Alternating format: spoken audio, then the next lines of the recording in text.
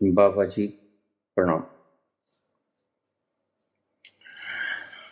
बाबा जी आप कहते हैं कि मनुष्य नरक में है,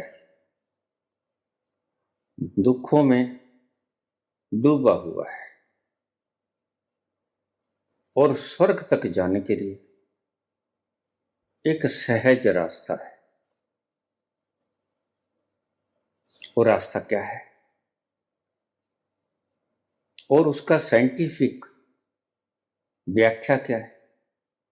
कृपा करके जिस तरह आप तर्क के माध्यम से समझाते हैं सभी बातों, इस बात को भी तर्क के माध्यम से समझाने का कष्ट करें। इस वक्त तुम जहां भी हो वहां नरक है।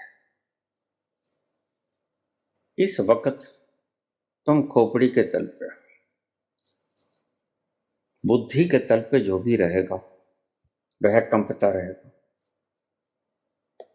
हजारों हजारों फिक्र उसे होंगे, चिंताएं होंगी उसे, हजारों हजारों प्रकार से वो अपना बचाव करेगा। अनेक तरह के उपचार खोजेगा, चालाकी करेगा, होशियारी करेगा। और जाना है तुमने वहां जहां स्वर्ग है, और स्वर्ग में शीतल ठंडी सुगंधदायक हवाएं बहती है। वहां जाना है तुम्हें, तुम्हारी चाहत है भीतर की। दुनिया का प्रत्येक प्राणी दुख में रहना नहीं चाहता। दुनिया का प्रत्येक प्राणी सुख में रहना चाहता है, परम सुख में रहना चाहता है। तुम भी उनमें से ही। तुम्हारा वजूद कोई अलग नहीं, तुम्हारे भी भीतर की यही कामना है कि मैं कैसे उस परम स्वर्ग तक पहुंचूं, उस खुशी के तल को छू लूं, वहीं बैठा रहूं 24 घंटे, दिन भर रात। दुख का लेश मात्र भी मुझे छुए ना। तुमने पूछा है तर्क से जवाब दो। हाँ, जिस तल पर तुम अभी बैठे हो उस तल पर तर्क से मैं समझा सकता हूं तुम्हें, क्योंकि तुम तर्क की भाषा ही समझते हो। खोपड़ी में बैठे बैठे तुम्हारी खोपड़ी तर्क की भाषा को सुनती। तर्क से बोलूंगा, तुम्हारी बुद्धि सहजता से समझ जाएगी। तर्क से थोड़ा गहरा होता है भाव। भाव अगर कोई व्यक्ति तर्क से नहीं समझ सकता तो कई बार व्यक्ति भावना से समझता है। भावना बुद्धि से गहरी, भावना विचार से गहरी है। तुमने देखा, कोई व्यक्ति लाख कहता रहे मैं दुखी, मैं दुखी, फला कष्ट है, फला तकलीफ है, उसका इफेक्ट तुम पर इतना ज्यादा नहीं पड़ता। और अगर कोई व्यक्ति बोलता बोलता रो भी पड़े, जोर जोर से रो पड़े, उसका सारा अस्तित्व रोना ही बन जाए, बंबाड़ मारकर रोए, चिल्लाए,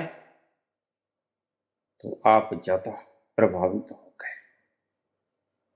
क्योंकि रोने में भावना होती है, शब्द नहीं होते। और जो कहेगा मैं दुखी हूं उसमें शब्द होते हैं। शब्द कोई बहुत गहरा लेके नहीं जाते, शब्द कोई बहुत गहरा आपको पहुंचाते नहीं, शब्दों की मार कोई बहुत गहरी आप तक पहुंचते नहीं। शब्द तो ऊपर ऊपर की तय है।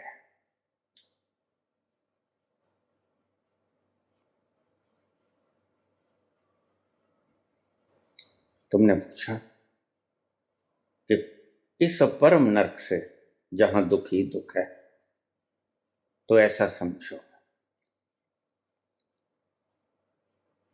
कि तुम एक महागटर के किनारे पे पड़े,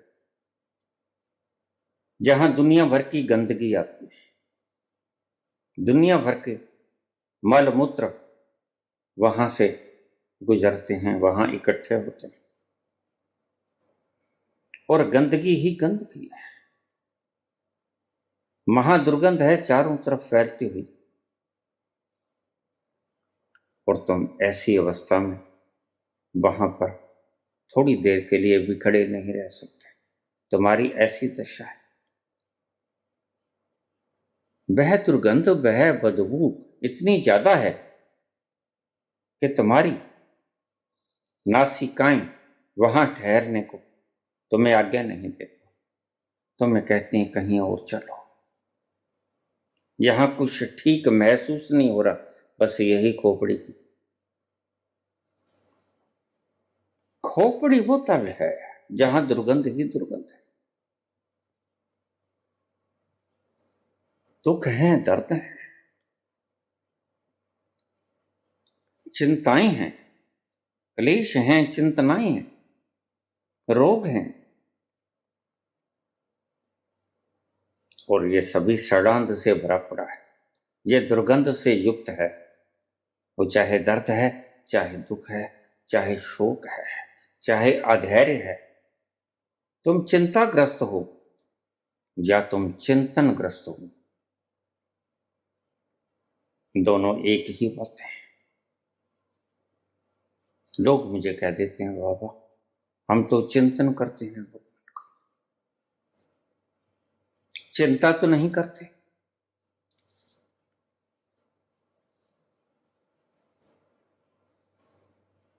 चिंतन भी किसी हद तक षडांध ही है।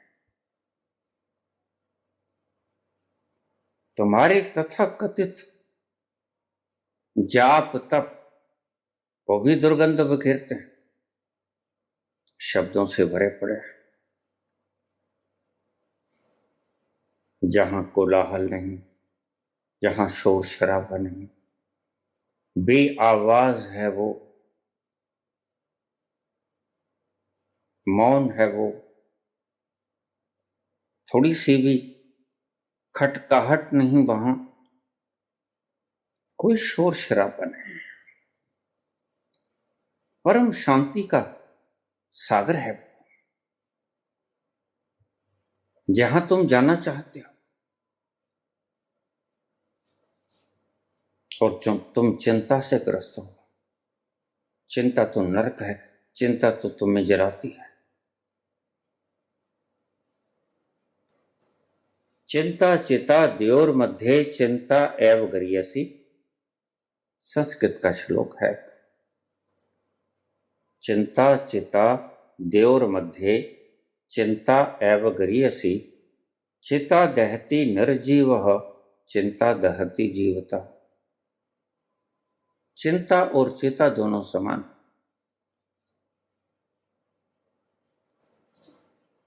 चिता मुर्दे को जलाती है, चिता दहती निर्जीवः चिंता दहती जीवता, और चिंता जिंदा को जलाती है। बस तुम जल रहे हो, जिंदा हो लेकिन जल रहे हो, तो उससे जिंदा होने का लाभ भी क्या है? तुम मनुष्य हो लेकिन चिंतित हो,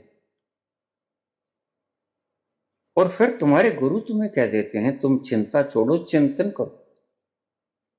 वो भी दुर्गंध है। एक स्थान से उठाकर तुम्हें दूसरी दुर्गंध तक ले गए। मैं तुम्हें एक तीसरा मुकाम बताता हूं, जहां न चिंता है, न चिता है, न चिंतन है।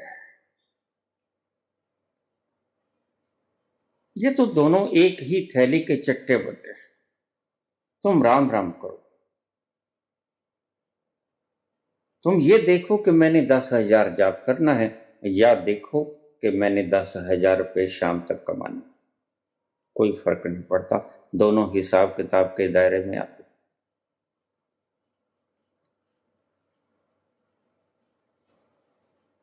10,000 जाप करने से तुम बहुत ज्यादा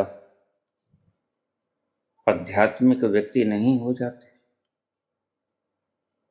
बुद्धि का हिसाब बराबर चल रहा है, माला के गुटके बराबर गिर रहे हैं, वही हिसाब किताब लग रहा है जो व्यापार में लगता है नोटों को गिनते हुए,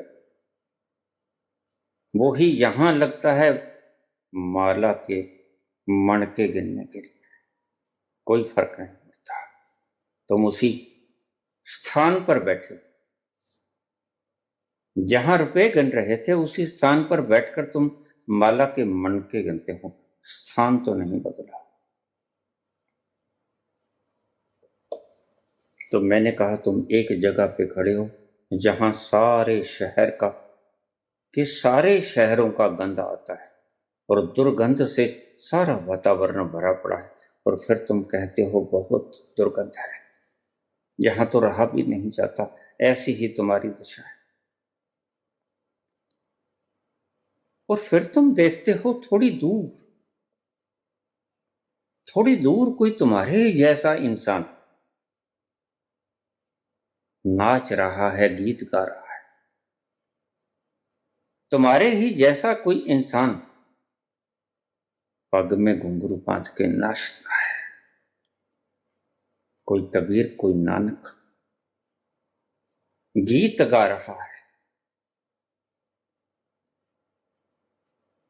उसका कोई हिसाब किताब नहीं। गीत गाते हुए कभी हिसाब लगते हैं? गीत गाते हुए कभी माला फिरती है? तुमने देखा, जब तुम गाते हो तो मदहोश हो जाते हो, जब तुम गाते हो तो हिसाब किताब छूट जाता है, तो कहां माला पकड़ते हो? गीत गाते हुए माला हाथ से छूट जाती है पहले, लेकिन तुम्हें किसी अभागे क्षण में तुम्हारे ही पथ प्रदर्शकों ने पथ भ्रष्ट कर दिया।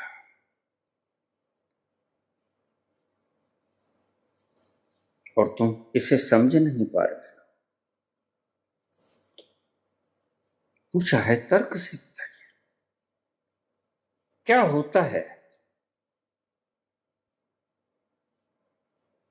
यह दुर्गंध तुम ना मिटेगी। अगर तुम यहीं खड़े रहे, अब ज्ञान से सुन लेना बात को, अगर तुम यहीं खड़े रहे तो यहां तो दुर्गंध है,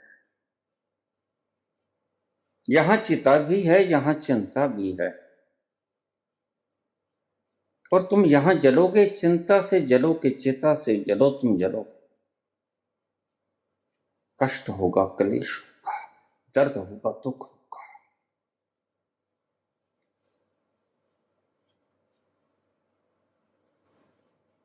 जिस जगह तुम खड़े हो वहां दुर्गंध है,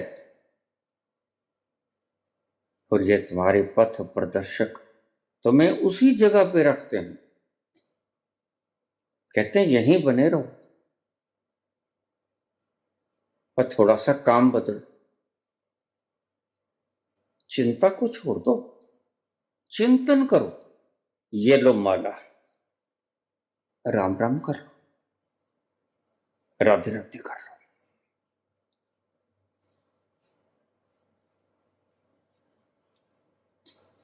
इनको ये नहीं पता, इसलिए तो मैं उनको उल्लू के पट्टे कहती हूं।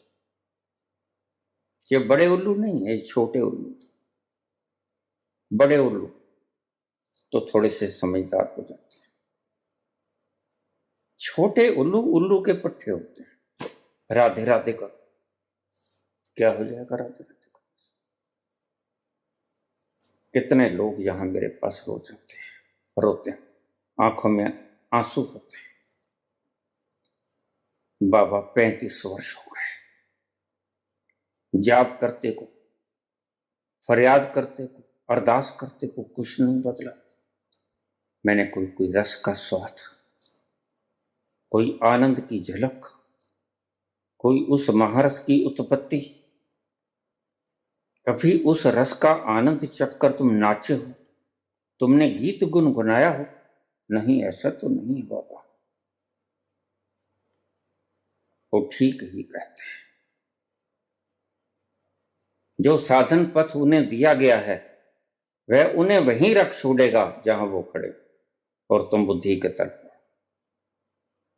मैं जो तुम्हें कहता हूं, मैं तुम्हें ये कहता हूं कि तुम्हें मैं तल बदलूंगा, तुम्हें मैं उस तल से पार ले चलूंगा। मैं तुम्हें मन से पार ले चलूंगा। मन में दुर्गंध है। मन ऐसा कूड़ा कबाड़ा संग्रह है गटरों का, जहां सारे मुल्क भर की गंदगी आती है। तो वहां सुगंधी कैसे आएगी? वहां दुर्गंधी ही दुर्गंधी आएगी। और तुम्हारे पथ प्रदर्शक तुम्हें कहते हैं यहीं खड़े रहो, आचरण बदल लो, चरित्र निर्माण कर लो। और तुम चरित्र निर्माण करने में लग जाते हो, सत्य बोलने के पीछे, पुण्य करने के पीछे। और बहुत से यंत्र दे रखे हैं, तंत्र दे रखे हैं इन लोगों ने, ये करो वो करो, ये करो वो करो। तुम उनके पीछे लग जाते हो, लेकिन चूक जाते हो। जब देखते हो पीछे मुड़कर, तो इतनी जिंदगी में कभी उस आनंद का एक बूंद भी नहीं चखा। स्वाद कैसा है उसका? मुड़ मुड़ के देखते हो कि कभी कोई ऐसा मरहला मुकाम आया जब मैंने इस आनंद की एक बूंद कभी चखी? चारों तरफ अंधेरा नजर आता है। सुख की कोई किरण तुम्हें अतीत में नजर नहीं आती जहां तुमने वो सुख की किरण कभी पी। कहां से आए हो और कहां ठहर गए हो? हर कदम पे उन्हें मुड़ के देखा, उनकी महफिल से हम उठ तो आए। तुम गंदगी के ढेर के करीब बैठे और तुम्हारा मन, तुम्हारी बुद्धि गंदगी का ढेर है। यहां दुर्गंध के सिवा कुछ ना मिलेगा। लाख इसके ऊपर इत्र छिड़के जाओ, लेकिन इत्र भी वाष्प बनकर उड़ जाएगा। थोड़ी देर में सच्चाई फिर बाहर आ जाएगी। थोड़ी देर में इत्र तो उड़ जाएगा आसमान में, लेकिन गंदगी रह जाएगी जमीन पे। और जमीन पर पड़ी हुई गंदगी दुर्गंध को फिर बिखेरेगी और तुम्हारी नासिकापुटों को फिर छेड़ेगी। तुम दुखी हो जाओगे। बस यही तुम्हारा दर्द है, यही तुम्हारा दुख है, यही तुम्हारा प्रश्न है। मैंने तुम्हें कहा कि तुम ऐसी जगह पे खड़े हो, ऐसे मुकाम पे खड़े हो जहां सारे मुल्क भर का गंध आता है। उस गटरों के महासागर के पास खड़े हो तुम। फिर तुम कहते हो कि दुर्गंध आ रही है बाबा, क्या करें? और बाबा तुम्हें कह देते हैं चलो मेरे संग चलो। एक ऐसा मुकाम भी है जहां दुर्गंध नहीं। बाबा ऐसा भी होता है? हाँ होता है। क्या तुमने देखा? बिल्कुल देखा।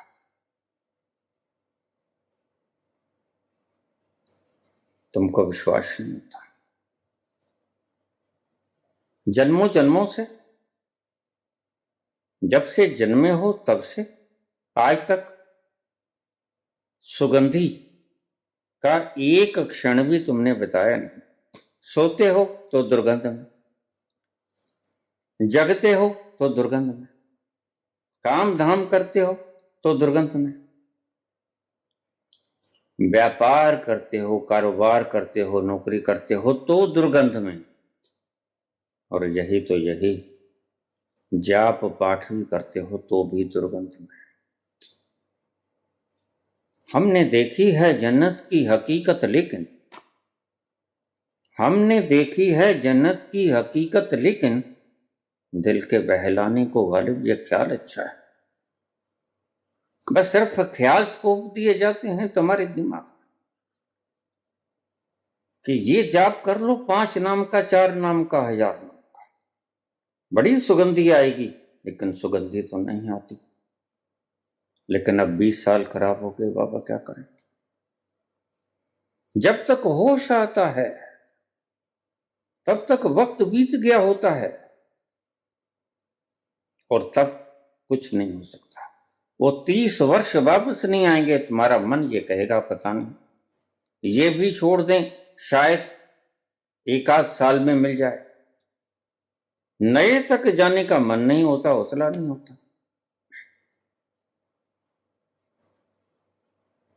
और तुम डर जाते हो।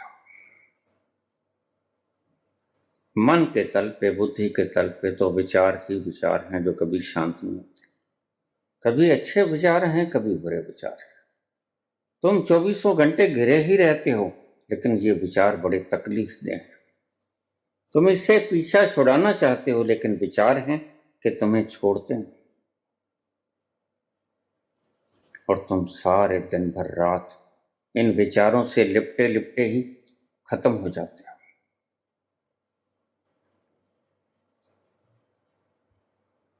तुम्हें कोई मार्ग नजर नहीं आता और कोई मार्गदर्शक होता नहीं। करें तो क्या करें। तुमने पूछा कि कोई साइंटिफिक वे से समझाओ। बुल्ले शाह ने कहा, सर अबदा की पाओ उधर पुटना थे कर। मैं आपसे क्या कहता हूं, संत आपसे क्या कहते हैं? संत कहते हैं, do not change the circumstances.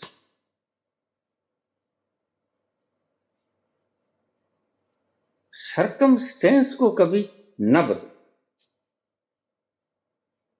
स्थान को बदलो। जहां दुर्गंध है वहां से हट जाओ। तुम्हें ही करना पड़ेगा ये प्रयास। तुम उस तल पर बैठे हो बुद्धि और मन के, जहां सड़ांध ही सड़ांध है दिन भर रात। तुम जल रहे हो, और तुम ही यहां से हिलोगे, स्थान बदलोगे, और तुम उस स्थान पर चले जाओगे जहां दुर्गंध नहीं। इतनी सी बात है। रब दा की पाओ उधरों पुटना ते इधर रहना। ये तुम्हारे पथ प्रदर्शक क्या कर रहे हैं? और तुम्हारा तल नहीं बदलते। वो कहती यहीं बैठे रहो। तुम सूचनाओं के तल पर बैठे हो, और वो तुम्हें सूचनाओं पे सूचनाएं और उपलब्ध करवा देंगे, थोड़ी सी बढ़िया करवा देंगे।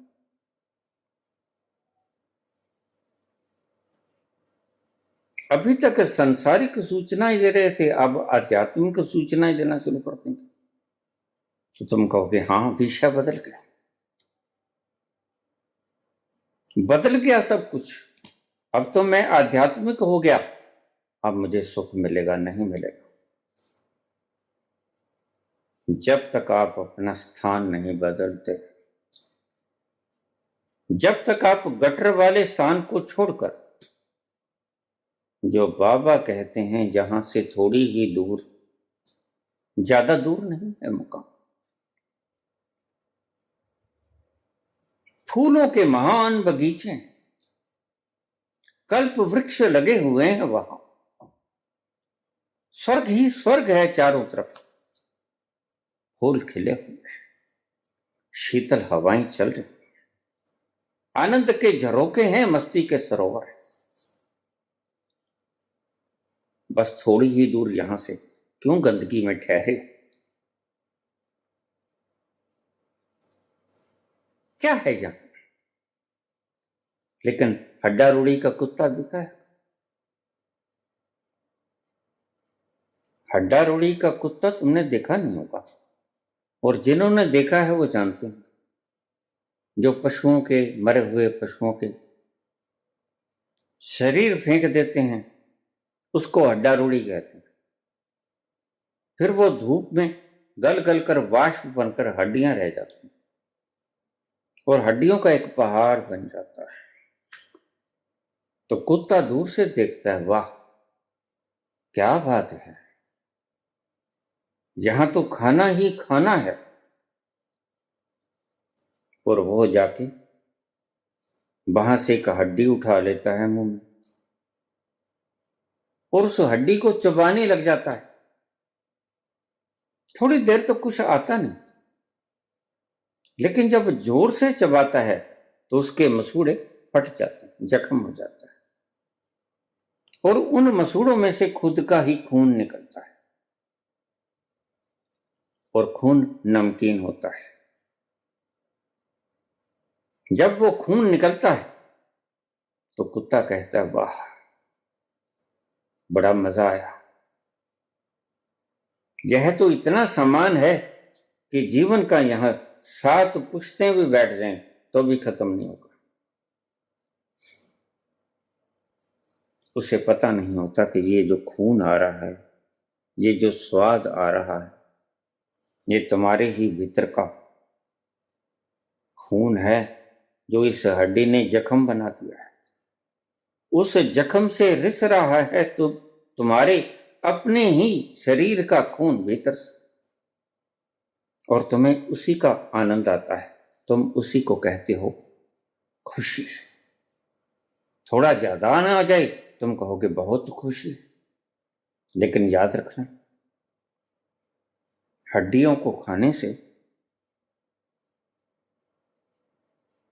ज्यादा खून आए या कम खून आए होता तुम्हारे शरीर का है। तुम अपना ही गंवाते हो, भ्रम ये पालते हो कि अपना नहीं है, ये दूसरों का है, यह तो भोजन है। और तुमने कभी हड्डा रोड़ी के ऊपर कुत्तों को देखा भी होगा, मरे मरे से हड्डियां, क्योंकि मांस तो वो खाते नहीं, खाना तो खाते नहीं।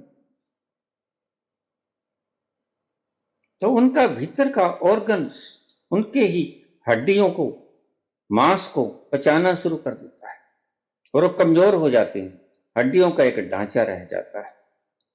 तुम देखना कब तुम्हारी दशा वैसी ही, तुम हड्डियों के झुंड में से स्वाद चाहते हो खून का, फिर वो स्वाद तुम्हारे भीतर से आएगा, तुम्हें सच्चा स्वाद नहीं मिलेगा। फिर कोई संत कह देता है, थोड़ी ही दूर यहां बड़े बगीचे हैं, आलीशान, बड़ी सुगंध है दूर से ही, तुम थोड़ा चलो मेरे संग, मैं तुम्हें वहीं छोड़े देता हूं। पहले तुम्हें यकीन नहीं होता कि ऐसे कैसे पास होगा, तो उसकी खुशबू हमें भी आनी चाहिए, लेकिन नहीं, तुम्हारा मन मानता नहीं। तुम्हारा मन कहता है कि ये भी छोड़ दूं, 30-35 साल का, और आगे पते नहीं कितनी रह गई है तो गंवा दूं। ना खुदा ही मिला, ना वसाले सनम, ना इधर के रहे ना उधर के रहे। इधर से भी 35 वर्ष खराब हो जाएं और आगे से कुछ मिले ना, तो तुम्हारा मन नहीं करता जाने का। जो ज्यादा पक्के हो जाते हैं, अक्सर कहा करता हूं, अगर आप ज्यादा देर किसी धर्म के बीच, अगर आप ज्यादा देर किसी पाखंड के भीतर, किसी मान्यता के भीतर रह गए तो वो आपके लिए सत्य हो जाती है। यही साइकोलॉजिस्ट भी कहते हैं। अगर किसी चीज को बार बार दोहराया जाए तो दोहराने से वो चीज असल नजर आने लगती है, असल होती नहीं। राम राम करने से राम तक पहुंचते नहीं। तुम्हारा रोआ रोआ राम पुकारे भीतर से और आनंद आए इसकी ये एक पहचान है, लक्षण नहीं होते तुम्हारे। राम राम भला कर लो, बड़ी मालाएं भला तुम हाथ में उठाए फिरो, लोगों को दिखाए फिरो, लेकिन भीतर तुम्हारे हृदय में तृप्ति नहीं होती। और अगर तृप्ति नहीं है तो फिर राम राम, राम राम क्या खाक देता है? राधे राधे क्या खाक देता है? जब तृप्ति ना मिली, खुशी ना मिली, संतोष ना मिला, आनंद खुमार ना मिला, जब तुम्हारा मन झूमा ना,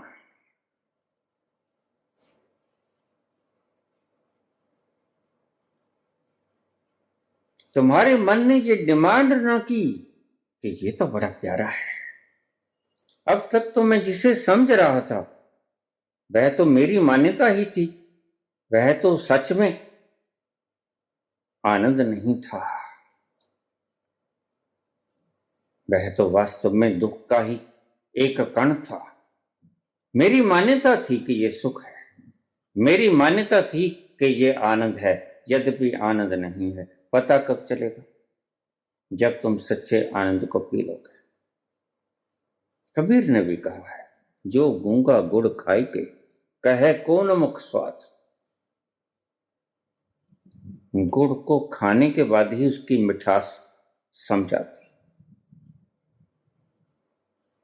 गुड़ गुड़ के गुण सुनने से उसकी मिठास नहीं आएगी, खाना पड़ेगा। और जब तुम खा लोगे तो फिर तुम्हारा भीतर तृप्ति की ओर बढ़ेगा, फिर तुम्हारे भीतर और डिमांड उठेगी, फिर तुम्हारा मन कहेगा थोड़ा और पिला दो। उसे कहते हैं दीवानापन। छूटती नहीं है काफिर मुंह को लगी हुई, फिर तुम उसे छोड़ नहीं पाओगे। राम राम से तो एक दिन थक जाओ। मेरी बात को ध्यान से नोट कर लेना, याद रख लेना, कभी काम आए कि जब तुम थक जाओगे राधे राधे से, राम राम से, तो मेरी बातें याद आएंगी।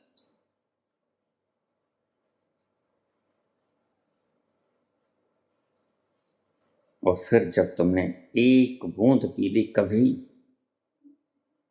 जाने अनजाने में एक बूंद तुमने पी ली, कभी कभी कभी प्रेमी पी लेते हैं इस बूंद को, पता नहीं होता,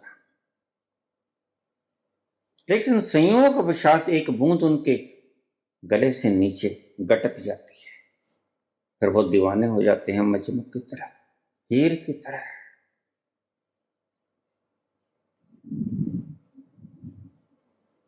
तीदो नी मैनू आखो रांझा, तीदो नी मैनू आखो रांझा, हीर ना आखे कोई। रांझण रांझण कर दी ने मैं आपे रांझण हुई। मुझको कोई हीर ना कहे, मुझे कहो रांझा। मैंने रांझा रांझा करते करते बस मैं रांझा ही हो गई हूं। फिर तुम उसी का स्वरूप हो जाते हो, और जब तुम गटकते हो पहली बार गले से नीचा, तो तुम्हारे भीतर प्यास और जगती है। पहली बार तो तुम्हारे भीतर प्यास और जगेगी। ये प्यास का एक फार्मूला, संसार की हो या परमात्मा हो, एक बार बढ़ती, धन जोड़ना शुरू कर दिया, प्यास बढ़ेगी। और अगर आनंद की वो बूंद पी ली तो प्यास बढ़ेगी। वो इतनी दीवाना कर दी कि तुम्हें तुम्हारा रोम रोम पुकारेगा, हो जरा सी दे दे साकी, और जरा सी और जरा सी दे दे साकी, और जरा सी और। कैसे रहूं चुप के मैंने पी ही क्या है, होश अभी तक है बाकी। कैसे रहूं चुप के मैंने पी ही क्या है, होश अभी तक है बाकी,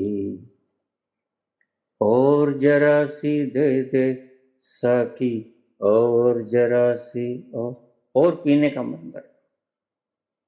प्यास संसार की हो तो प्यास और जगेगी, धन और जोड़ लो, बस प्यास की यही खूबी। तुमने देखा, जिसे प्यास होती है धन की, वह धन जोड़ना शुरू कर देता है, जोड़े ही चला जाता है, ये पता नहीं होता जरूरतें उसकी कभी खत्म हो गई। जरूरतों के कारण आगाज किया था, जरूरतें तो पूरी हो गई, लेकिन संस्कार पड़ गया जोड़ने का। वह संस्कार अब तुम्हारा पीछा नहीं छोड़ता। वह संस्कार कहता है थोड़ा और हो जाए तो फर्क क्या पड़ता है। प्यास की यही खूबी है, संसार की लग जाए तो संसार, और परमात्मा की लग जाए तो परमात्मा। इसलिए प्यास देख कर बुझाना, देख लेना कि प्यास किस चीज की है। कहीं पदार्थों की प्यास तो नहीं, कहीं ऐसी प्यास तो नहीं जो मैं मेहनत करके कमाई करूंगा और पदार्थों को जोड़ लूंगा और आखिर में मैं धड़म से गिर जाऊंगा, पदार्थ यहीं पड़े रह जाएगा। एक बड़ा लाला मेरे पास आ गया, बहुत वर्ष पहले की बात है। मैंने कहा इतना काहे जोड़ रहे हो? तुमने कहा था बस जरूरतों के लिए जोड़ूंगा, अब तो जरूरतें कब की पूरी हो गई, मुद्दतें बीत गई, जरूरतें पूरी हो गई, अब तो छोड़ दो। बाबा अब बल आ गया है जोड़ने का, अब और जोड़ लेने दो। काहे जोड़ते हो? जब छोड़ के चले जाओगे तो बच्चों के काम आ जाएगा। अच्छा, तो फिर बच्चे भी यही काम करेंगे? हाँ, तो उनके बच्चों के काम आ जाएगा। मैंने कहा फिर बच्चों के ही काम आ जाएगा तो भोगेगा कौन? फिर कोई भोगने वाला भी चाहिए कि तुम इकट्ठा ही करते रहोगे सभी। और कौन जाने आगे खाने वाला वंश चलेगा नहीं चलेगा। तो यह सेठ तो तमतमाया कांपा, शेर के तो भीतर से कंप कपी उठी। मैंने जब कहा कौन जाने वंश चलेगा कि नहीं चलेगा, कहां जाके खत्म हो जाएगा। ओ बाबा, बाबा शुभ शुभ बोलो, शुभ शुभ बोलो। मैंने कहा शुभ शुभ बोल रहा हूं, तुम अगर पगला गए हो तो मैं क्या करूं? तुमने अपने उद्धार की बात कभी सोची?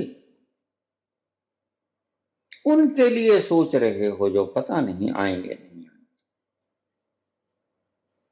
पता नहीं तुम्हारा कमाया हुआ वो खत्म कर देंगे। संस्कृत में कहावत है, पूत कपूत तो क्यों धन संचय। अगर पूत पुत्र कपुत्र है और आद कबूज है तो क्यों धन संचय को, धन को इकट्ठा क्यों करते हो? दबा देगा तुम्हारा काया।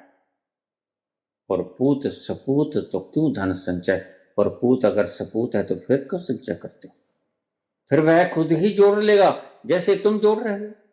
अगर तुम सपूत हो तो जोड़ रहे हो, अगर तुम कपूत हो तो बाप दादों का कमाया हुआ तुम लुटा रहे हो। पूत सपूत तो क्यों धन संचय, पूत कपूत तो क्यों धन संचय।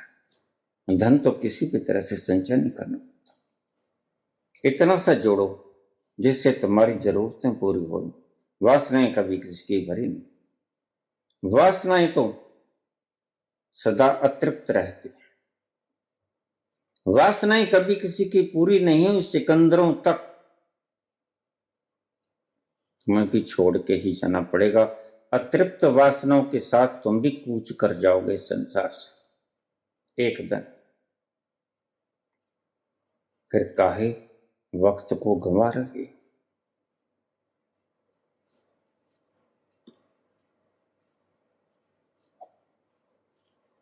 लेकिन मानव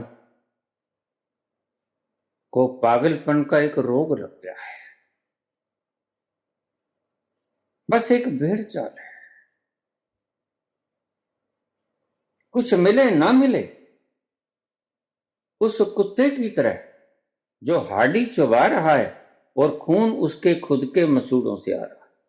तुम्हें बड़ा स्वाद आता है जब तुम नए नए वस्त्र दिन में 6 बार बदलते। शरीर को कोई फर्क नहीं पड़ता। कभी शरीर ने तुम्हें शाबाशी दी?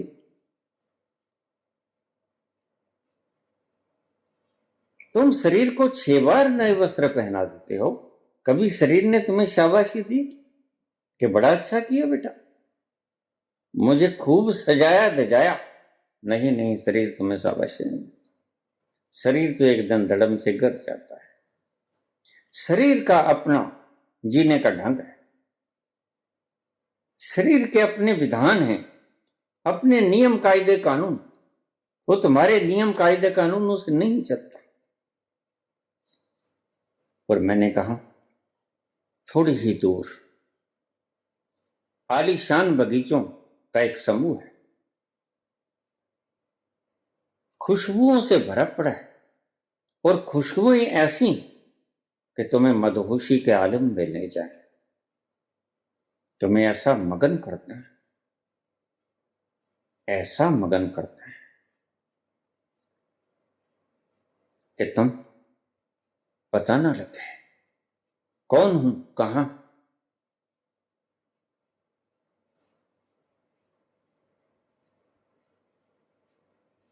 अब समय तुम्हारा व्यतीत नहीं होता, फिर समय का पता नहीं चलता कब व्यतीत हो गया। बस ये 2 ही श्रेणियां हैं समय।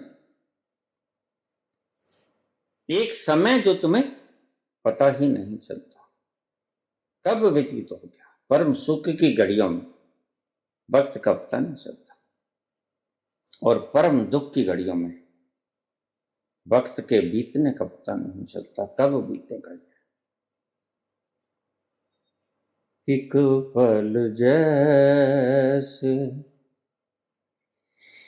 एक युग बीता, एक पल जैसे एक युग बीता, युग बीते मुझे नींद न आई, पूछो न कैसे मैंने रैन बिताई, पूछो न कैसे मैंने रैन बिताई।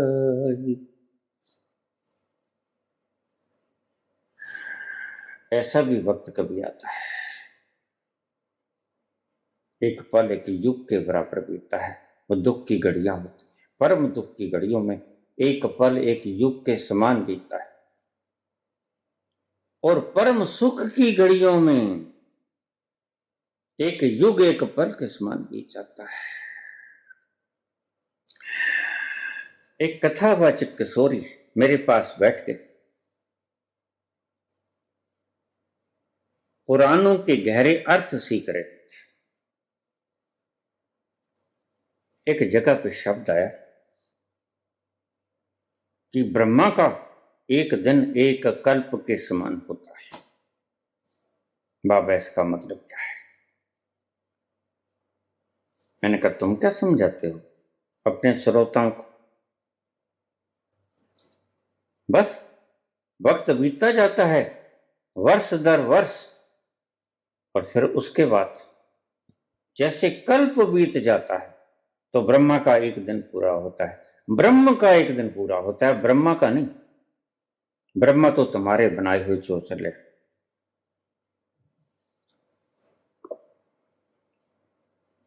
ब्रह्मा तुम्हारे शैतान मन की उपज है। सत्य में ब्रह्मा विष्णु महेश ये तुम्हारे शैतान मन की उपज है। वस्तुतः इनका मतलब कुछ और है। प्रसंग ले जाऊंगा कहीं और तो बड़ा लंबा हो जाएगा, इस प्रसंग से चूकना नहीं चाहता।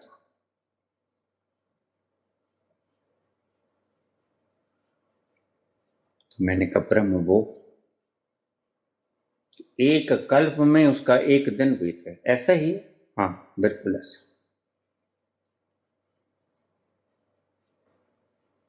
मैंने कहा तो इसका अर्थ क्या है तुम्हारे हिसाब से? तो मैं सुन लिया, अब इसका सही अर्थ सुन ले। इसका सही अर्थ ये है कि ब्रह्म परम सुखी है, परम आनंद में है बाबा। हाँ, परम इतने आनंद में है कि वक्त का पता ही नहीं चलता, एक कल्प बीत जाता है। और दिन भी उन्हें ज्यादा लिख दिया। लिखने वाले कुछ तो लिखेंगे ही। एक कल्प बीत जाता है तो ब्रह्म का एक दिन होता है, नहीं ज्यादा लिखता। एक कल्प बीत जाता है तो एक क्षण भी नहीं बीतता ब्रह्म तो ऐसा। वहां समय ठहर जाता है, घड़ियां रुक जाती, हवाएं ठहर जाती हैं, आसमान ठहर जाता है। वो ब्रह्म है। जहां वक्त चले ही ना, एक पल भी कहना गलत होगा, वह है ब्रह्म। और जो इतना सुखी है, जहां समय ठहर जाता है, तुम भी पाओगे जब तुम उस बगीचे में जाओगे जिसकी बात मैं कर रहा हूं। जो प्रश्न तुमने पूछा, वहां वक्त ठहर जाएगा, वहां वक्त ठहर जाएगा। मतलब ये था,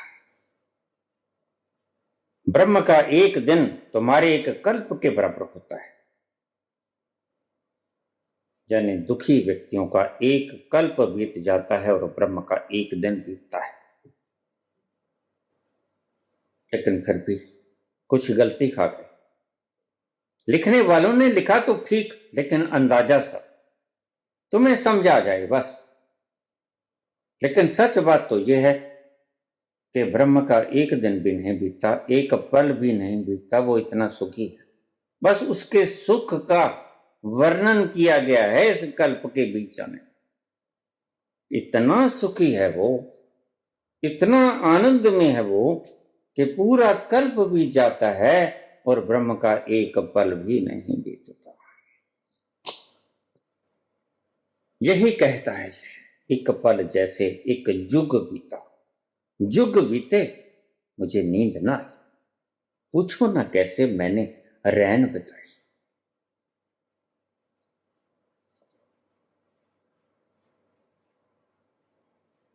उस जिस बगीचों का मैंने जिक्र किया थोड़ी ही दूर पर, यहां तो सड़ांध है तुम्हारी खोपड़ी में, बहुत सड़ांध है। थोड़ा सा हटोगे यहां से तो हृदय में जाओगे, वहां सड़ांध थोड़ी सी कम हो जाएगी, होगी, नफरत होगी, दुख होगा, लेकिन सड़ांध होगी। लेकिन थोड़ा सा परे हट जाओगे, बुद्धि से नीचे उतरे तो मन का द्वार आ जाता है। मन के द्वार पे भावनाएं आएंगी, वो शुभ भी होंगी, वहां थोड़ी थोड़ी खुशबू भी उस बगीचे से चल के तुम्हारे पास तुम्हें आएगी, और थोड़ी सी दुर्गंध भी आएगी। वो तुम बीच में खड़े हो गए उस बगीचे के और इस गटर के, कुछ दुर्गंध यहां से आएगी, वैमनस्य आएगा, नफरत आएगी, ईर्ष्या आएगी, द्वेष आएगा, और कुछ खुशबू इधर से आएगी, प्यार आएगा, करुणा आएगी, प्रार्थना जन्मेगी, अरदास आएगी। तो मिश्रित से वातावरण में तुम खड़े हो जाते हो, बिल्कुल गटर के ऊपर खड़े हो तुम, सारी मानवता गटर के ऊपर खड़ी। और इतने जन्मों जन्मों तक गटर के ऊपर खड़ने से, ठहरने से उसके नाकों को अभ्यास हो गया है। जिसे हम कह देते हैं कि यह तो संस्कार बन गया है। नाकों के भीतर उसको आदत पड़ गई।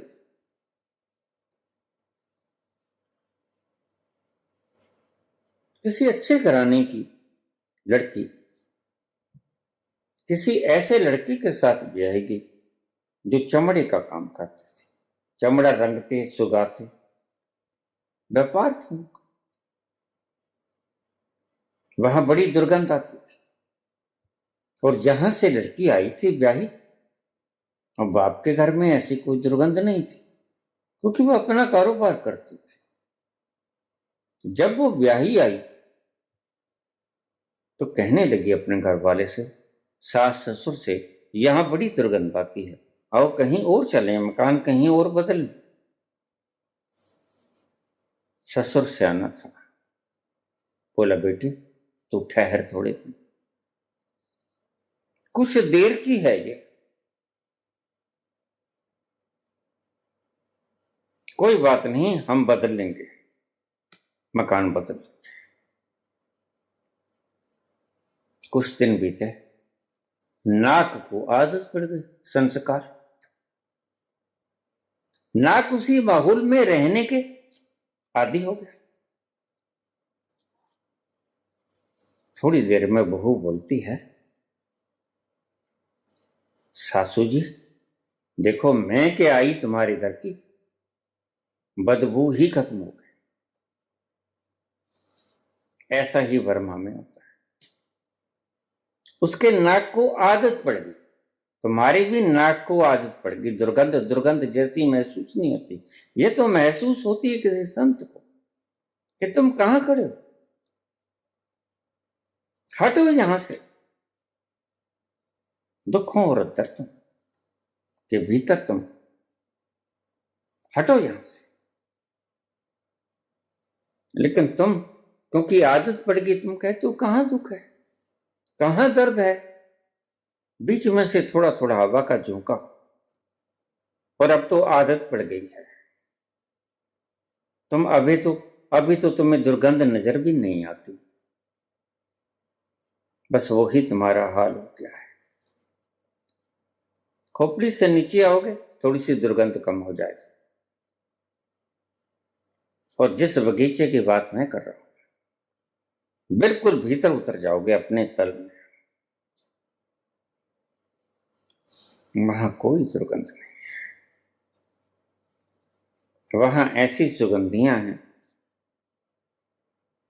वहां ऐसे ऐसे नाद बज रहे हैं, ऐसी ऐसी धुन उभर रही है ओंकार की, और बड़ी प्यारी प्यारी धुन है जो तुम्हारे को मोह लेती हैं, जो तुम्हें बड़ा आनंदमय बना देती हैं।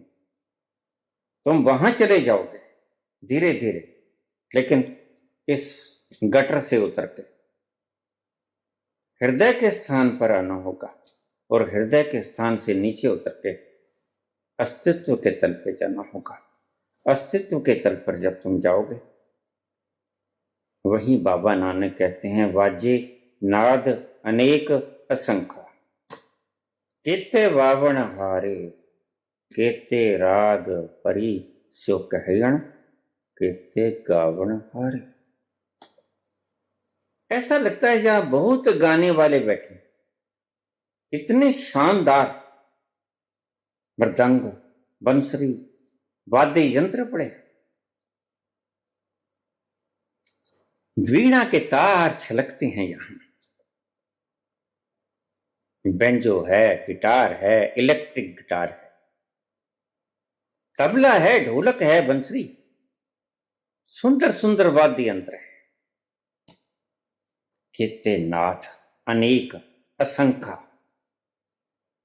जरा सोचो, जहां असंख्य वाद्य यंत्र बज रहे हैं वहां की दशा क्या होगी।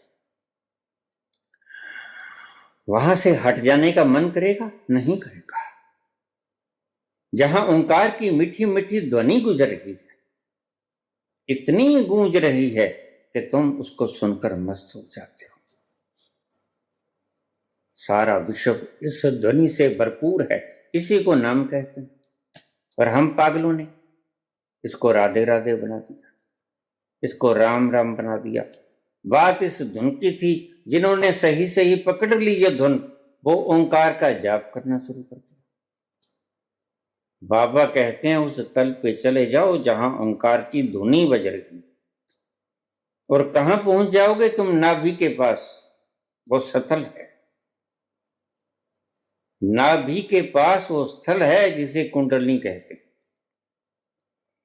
इसलिए शायद तुमने एक शब्द पंजाबी का सुना। हमारी जो नाभि है उसको पंजाबी में क्या कहते हैं? तुन्नी, धुनी।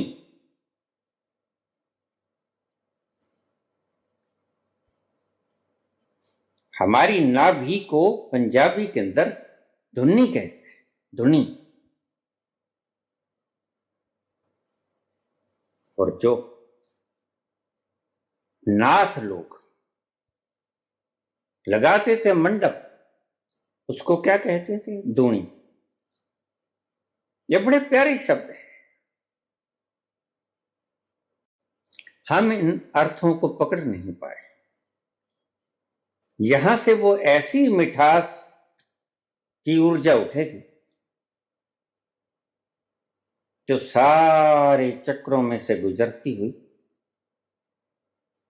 तुम्हारे ब्रह्मरंध्र में, सहस्रार में प्रवेश कर जाएगी, और तुम महा आनंद के रस से ओतप्रोत हो जाओगे। परसों ही मेरे पास एक प्रश्न आया, बाबा तुम कहते हो छोटे बच्चों को क्रिया योग करवा दो, अगर कहीं गलती से कुंडलिनी जाग गई तो कोई विनाश नहीं हो जाएगा? नहीं विनाश होता। इस फिक्र को निकाल दो। ये मूर्खों की बातें हैं जो कहते हैं कुंडलिनी जग गई तो नुकसान हो जाएगा। कोई नुकसान नहीं। अमृत भला नुकसान करता है? अमृत का काम है तुम्हें जीवन देना। वह इतने प्यार से उठेगी और तोड़ेगी नहीं किसी चक्र को। ये तो शब्दों की बात है तुम्हें। वह तो चक्रों में से रास्ता है तुम्हारी। उन सभी चक्रों को लांघती हुई सहस्रार में जाके, ब्रह्मरंध्र में जाके प्रवेश हो जाएगी। पहली बात, जगे तो कुंडलिनी, जगे तो। तुम कहते हो बाबा क्रिया योग बच्चों को करा दो, करा दो। उनकी जिंदगी सार्थक हो जाएगी, उनकी जिंदगी आनंद से नहा जाएगी और प्रतिभाशाली हो जाएंगे। प्रतियोगिताओं को लड़ने के लिए योग्य हो जाएंगे। और तुम डराते हो। अगर कुंडलिनी जग गई तो फिर क्या होगा?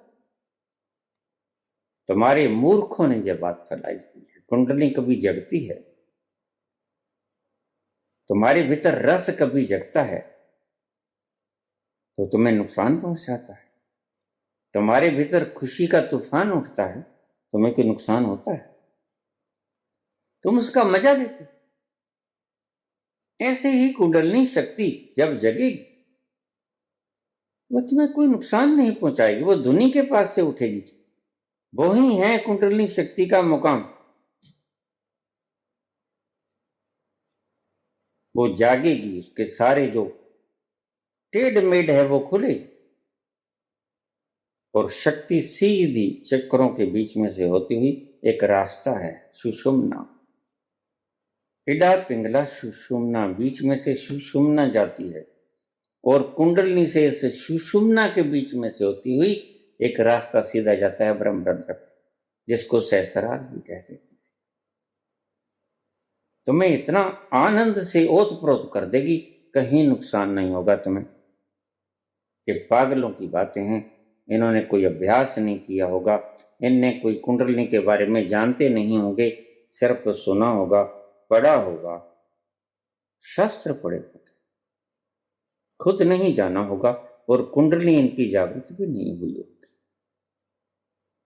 क्योंकि जिसकी कुंडलिनी जागृत हो जाती है उसके भीतर तो आनंद के झरने हर घड़ी हर पल फूटते हैं।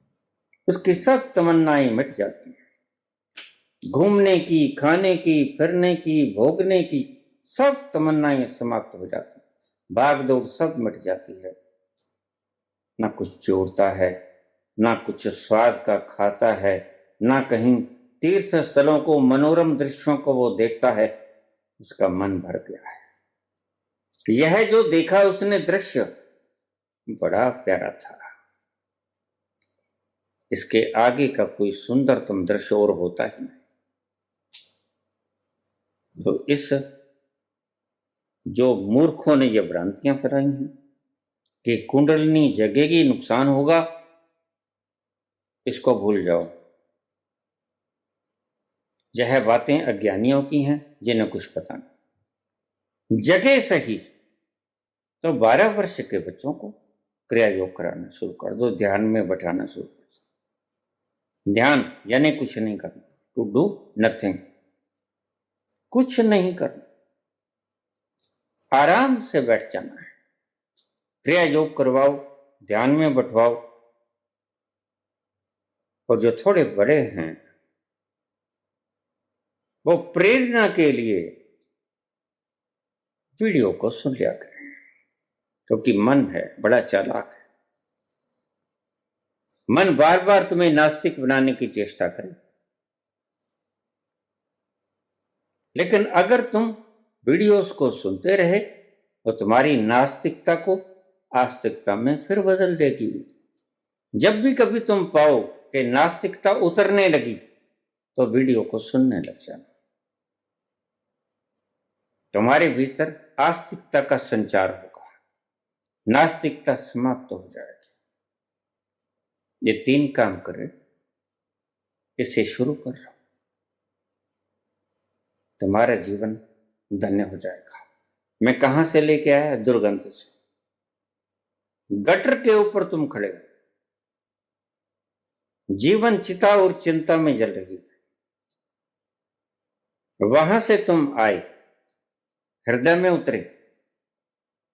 थोड़ी करुणा भी है और थोड़ी ईर्ष्या भी है, थोड़ी नफरत भी है, लेकिन थोड़ा प्यार भी है। आधा आधा, कुछ इस इधर से आ रहा है, कुछ उस उधर से आ रहा है।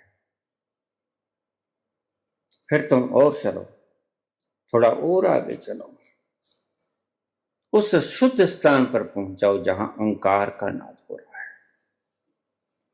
और बाबा कहते हैं कि ये ध्वनि जिसने भी सुन ली, जिसने भी ये ध्वनि सुन ली, उसने सब बंधन तोड़ दिए, उसके सब कष्ट क्लेश दुख दरिद्र दूर हो गए। सुनिए, दुख पाप का नाश। तुमने कितने भी पाप किया, सब समाप्त हो जाएंगे। जिस तरह से तुम कहते हो वैसे, जिस तरह से तुम्हारे आचार्य कहते हैं वैसे, तुम्हारी सभी। सुनिए, दुख पाप का नाश। पाप कर्मों से दुख होता है और पापों का ही नाश कर देगा ये सुनना। क्या सुनना? जहां जाओगे वहां इस ओंकार की ध्वनि गूंजती पाओगे। जहां जाइएगा हमें पाइएगा। सब जगह परमात्मा की ध्वनि बज रही है इस ब्रह्मांड में। कोई स्थान खाली नहीं है, यही बाबा ने नाम कहा था। बाबा ने यही कहा था, इसी को नाम कहा था, तुमने जपना शुरू कर दिया। पढ़िए तो जप जी।